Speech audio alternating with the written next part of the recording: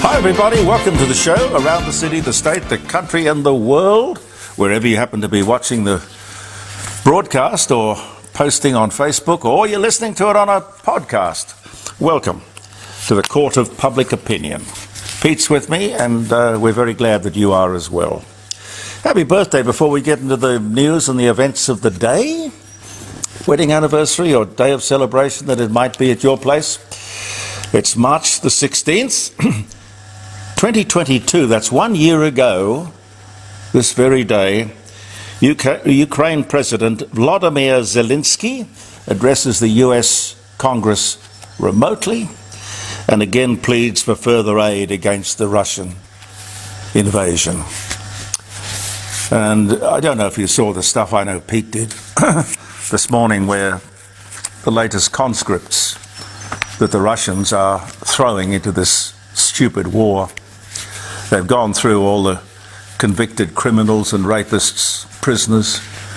I'm sure they were fighting with their heart in it. And they're now conscripting, if that's the word, people in their 60s. I wish the United Nations, which is charged with the responsibility to do something about this kind of thing, I wish they would speak up. I wish I had heard them say something condemning what the Russians were doing. But the United Nations, as I've said to you, is a joke. You've got China and Russia with permanent places on the Security Council and the right of veto. So what's the point? What's the point? They're hardly likely to be critical of themselves, are they? Jerry Lewis, American comedian, Martin and Lewis, and probably more famous in later years for all that work that he did with the telethon, where they raised hundreds of millions of dollars for charity. And I think towards the end, he died 2017, towards the end he did make it up with Dean Martin before, because Dean has been dead for quite some time. Anyway, he was born this day, Jerry Lewis, in 1926. Oscar-winning entertainer Liza Minnelli gets married. She was 56 and he was 48. Married a guy called David Guest. 2002 was the year, and New York City was where they tied the knot.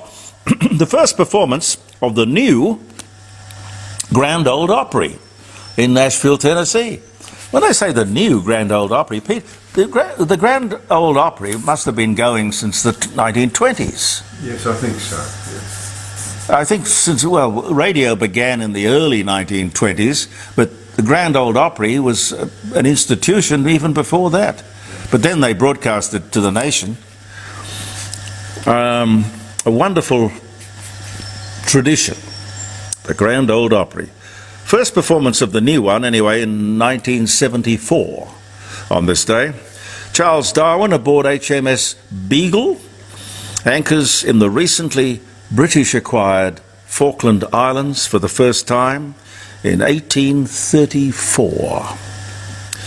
The New York Stock Exchange, slowest day ever. But that was back in 1830. Slow because there were only 31 shares that were traded. Now, of course, it's done not with people with chalk, but electronically.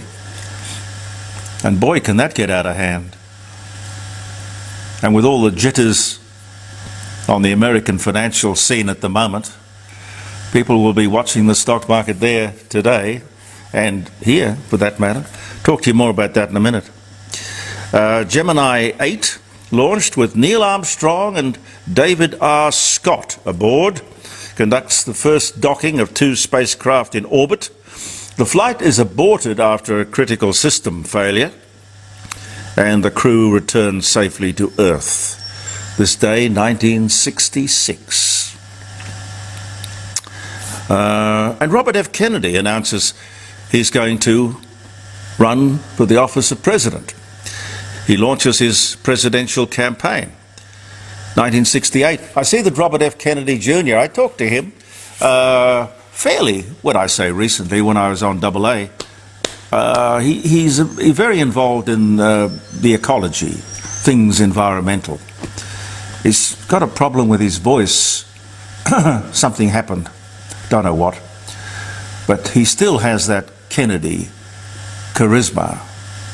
Robert Kennedy, of course, his father, Robert Kennedy Jr. I'm talking about, he has announced he's going to run in the upcoming next presidential election in America. That'll be interesting. That will be interesting. And oh yes, Scotland Yard was launched. It was London in 1830. The police reorganised themselves and set up Scotland Yard. Happy birthday. I think people still call them bobbies in England, don't they? We have a beautiful day here today. Just lovely, lovely time of the year. And I saw that we are moving out of an oscillation. And Pete, I can never remember which is which. We're coming out of a La Nina, and we're going into a El something, El Nino. El Nino. It doesn't matter. The one we've been through, brings a lot of rain and cooler temperatures, and we're oscillating out of that, and we're moving into this new one, which is hot and dry, which it'll be for the next, I don't know, whatever the cycle is, 2 years, something like that. Everyone complains about the weather, but nobody does anything about it. I just think when you got a nice day like today, celebrate it, enjoy it. Atomic subs. Who says they're worth that kind of money? It's an eye-watering amount of money we're talking about. But apart from obsolescence, technology will be developed.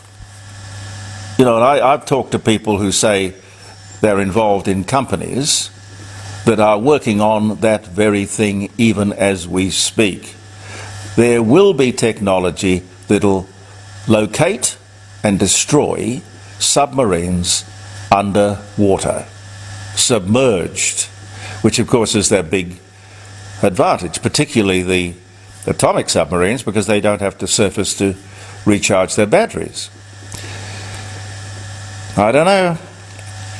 Technology you can count on moving very quickly. And if they say it's going to cost, the figures are moving all the time. 360 billion. I think it was only yesterday I heard 200 billion. Now it's 360 billion. And you can bet that that will blow out. You can double that with a degree of confidence. Now, I'm not saying it's a bad idea. I'm just saying that this whole deal needs scrutiny, transparency, and accountability, and it would be wise to put someone in charge of keeping his or her eye on the expenditure and increasing costs, and have the people who are sending us the bills justify those increasing costs. And in just the last 24 hours, I see that China has been most critical of Australia over this whole deal. For Australia having the temerity to want to provide for the security of the nation, yet they can have the most aggressive approach to their neighbours. They can have the biggest navy in the world. They can have, what do they call it, the wall of steel, largest standing army, I would think, in the world. But they're critical of little old Australia doing the responsible thing and protecting its sovereignty. Strange, strange, strange. Banks and banking will be in the news, I fear, for a few days, and for all the wrong reasons. Banks and banking run on trust. It's simple as that. Trust. That trust is being given a bit of a shaking at the moment, with 4 American banks going under. It's good to point out that the banks in Australia are very different. And thank God they're very different. Our system is much more secure. Sometimes when we have had a bank refuse an application for a loan, we're most upset. Miffed. Miffed. Well, in this country, the truth is you almost have to prove to the bank that you don't need the loan in order to get it. I know it's odd, but when banks start taking risks, well, I for one get rather nervous. We've been through it here in South Australia with the State Bank, and I think the State Bank in Victoria had a similar period of uncertainty, well, not uncertainty, disaster, where they simply got entrepreneurial. No. It's risky lending that causes the trouble. Simple as that. We've got a very different and stronger regulatory system. So in Australia, we are safe, or safer. And you can see the jitters on the American stock market. I think our market here, what was the figure I saw? Yesterday they were reporting losses of $30 billion for no reason. I mean, those companies were worth the same in the afternoon as they were in the morning, except people panicked, got nervous. Don't. Just keep cool. The only thing we have to fear is fear itself, in truth. The electricity regulator has now joined in. I was talking to you about Origin yesterday, predicting a 20% hike in the cost of electricity. Well, now the regulator says the cost of electricity will go up 20, 25, and in the case of Victoria, 30%. Is somebody apart from us, in the court of public opinion, going to ask why? But hang on, didn't this government say that renewables would be cheaper? Anyone going to mention that? Again, I say it is crazy for the most energy-rich country in the world to be paying these sort of prices for electricity with no explanation. Oh, and don't mention the war. No. And if they do mention the war, just ask to the journalists of this country, just ask, sir, I'm sorry, what has the war in Ukraine got to do with what you have done to our electricity costs through your demonising of coal and gas? I certainly talked about this before, and I'm glad to see that the Firefighters Union is being most outspoken about the dangers of electric cars. Their warnings over the past few days are quite chilling. The possibility of uncontrollable fires in underground car parks in apartment buildings, and of course don't forget shopping centres and supermarkets. These risks have to be addressed, but at the moment they're being totally ignored. I guess simply because they've got to go into the too hard basket. It is too hard to even think about it. If the battery in an electric car should catch fire, it takes in excess, this guy from the union was saying, it takes in excess of 30,000 litres to quell the fire. If a conventional car catches fire, the brigade to put it out have pour on something like 1,400 litres. Now, the water that comes from putting out an electric car fire is contaminated, so getting rid of it in a car park or an apartment building is no easy feat. Also, there is a worry about contamination of the firefighters personally.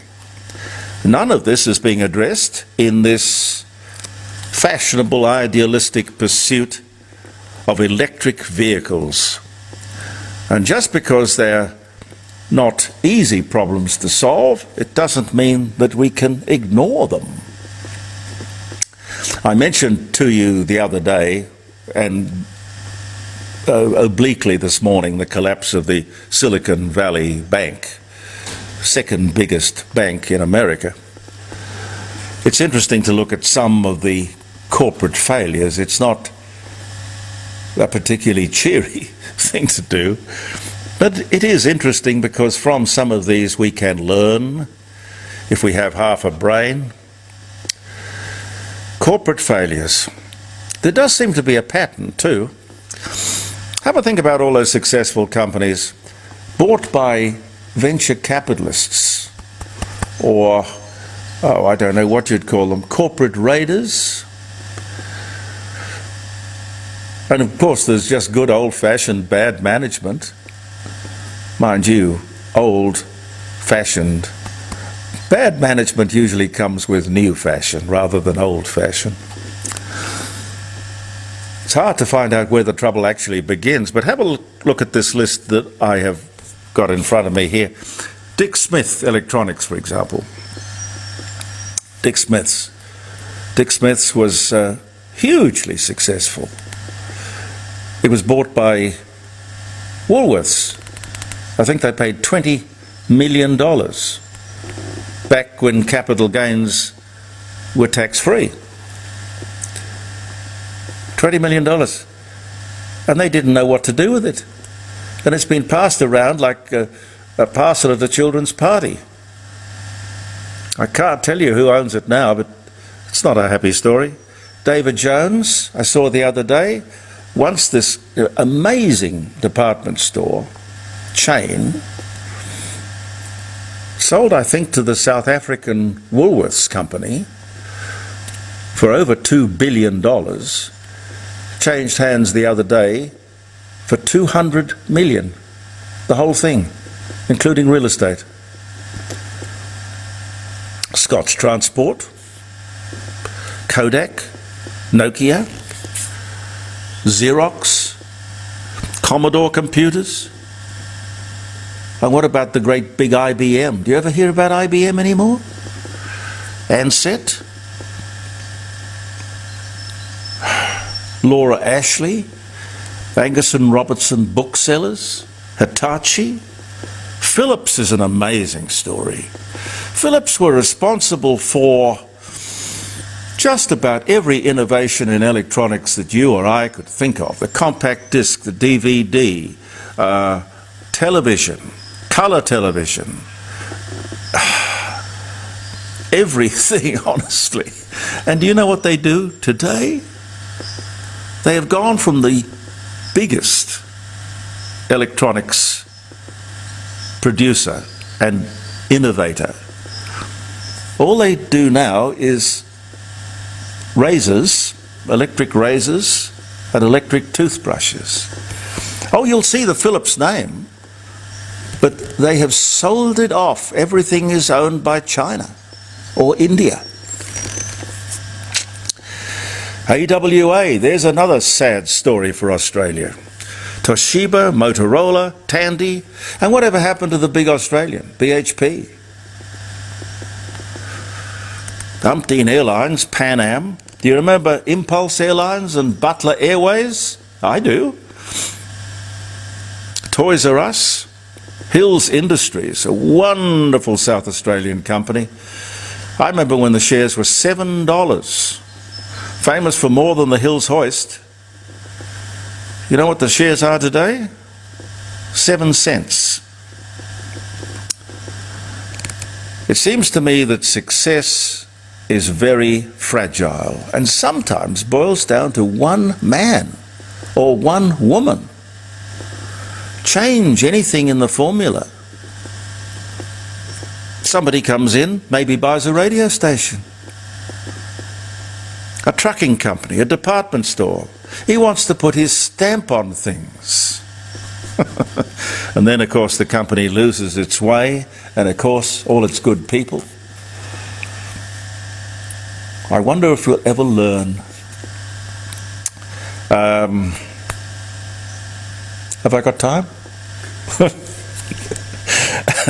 You would have heard, as I have heard, God, I hate it.